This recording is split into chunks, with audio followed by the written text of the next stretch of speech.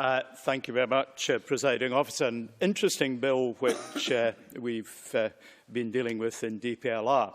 And I want to address my remarks to the rectification provisions at Section 3 and Section 4.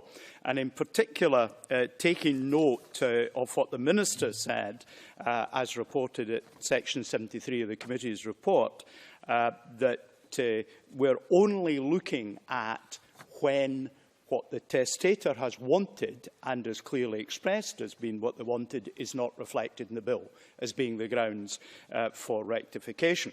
But the Minister also said we'll continue to reflect on whether software could be considered as constituting a third party. In other words, contributing to the misrepresentation in a resulting bill of the intentions that were clearly stated by the testator. And I think there's an important point in there that we have to consider, which is quite different from using electronic means to take a template and fill in the blanks with one's intentions. Because there, one is directly keying from the intention of the testator through the keyboard directly into the resulting document without any intermediate computer or computer programmer or computer program operation. But I think thinking about it further, there is clearly a third party when there is a computer program involved. There is the programmer who has produced this program. And like all computer programs, it is impossible to guarantee a computer program, however simple it may be, to be free from potential error under some circumstances. And it may well be that even though the testator keyed, let's say, I wish to leave all my assets to my spouse, and that's all that they say, it is still perfectly possible for a computer program to scramble that and misspell spouse for the sake of argument. So the resulting document requires rectification to give effect to the testator's intentions.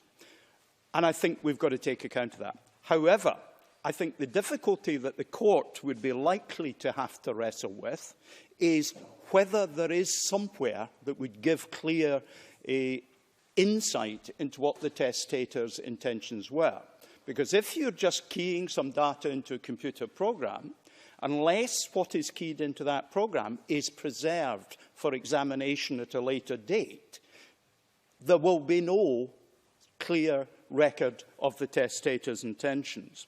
And I think perhaps one of the things we might address that is outside the legislation but related to it is to seek to provide advice to those who produce automated systems for producing wills that have computer programs that draw them up, the need to preserve directly the input of the testator, so that it's possible to examine whether the operation of the computer program has taken the testator's stated intentions as expressed through the keyboard and produced a bill that is different from those intentions. And I think that lies at the heart of what we would almost certainly need to do, and the government could help those who draw up such programmes by making that point and perhaps setting that down as the test that the courts might apply.